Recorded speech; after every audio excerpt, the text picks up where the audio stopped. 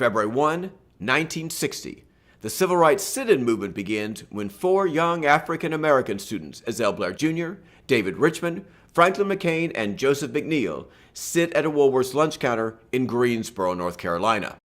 The young men were students at North Carolina Agricultural and Technical College, and they had planned their protests very carefully and enlisted the help of a local white businessman, Ralph Johns, as well. The young man entered Woolworth's, sat down at the lunch counter, ordered, were denied service, refused to get up, and the police were called, but unable to do anything because of a lack of provocation.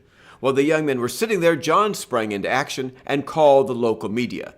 Television coverage arrived and covered the event as the young men sat at the lunch counter for the rest of the day and continued sitting when they returned the next day.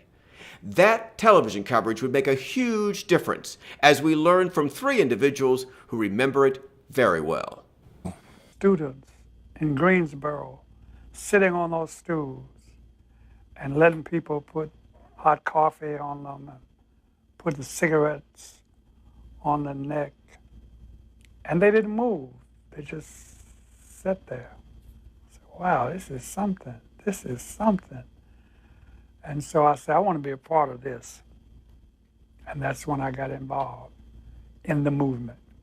Went to all kind of rallies and meetings and school meetings and political meetings where you get to use your head to think, you listen and learn.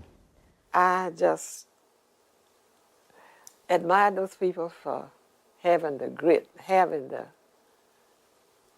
taking all of that punishment. The students at the lunch counter, they had some of that in Houston, Texas Southern College.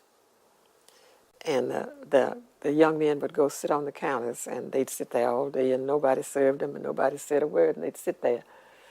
So some of the citizens would prepare food and take it there for them to eat. We started taking individual groups. We'd do the movies, we'd do the theaters, we'd do the publishing companies, we'd do the bottling companies. I mean, we just went A, B, C, D until everything now is integrated.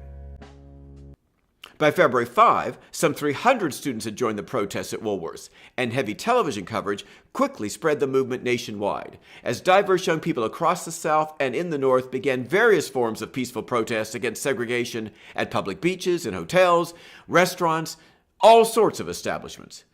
By the end of March 1960, the movement had spread to 55 cities in 13 states, and by the summer of 1960, restaurants across the South quietly began to be integrated. At the end of July, while most college students were still on summer vacation, the Greensboro Woolworths integrated its lunch counter as well. 4 black Woolworths employees, Charles Best, Anitha Jones, Susie Morrison, and Geneva Tisdale, were the first 4 customers.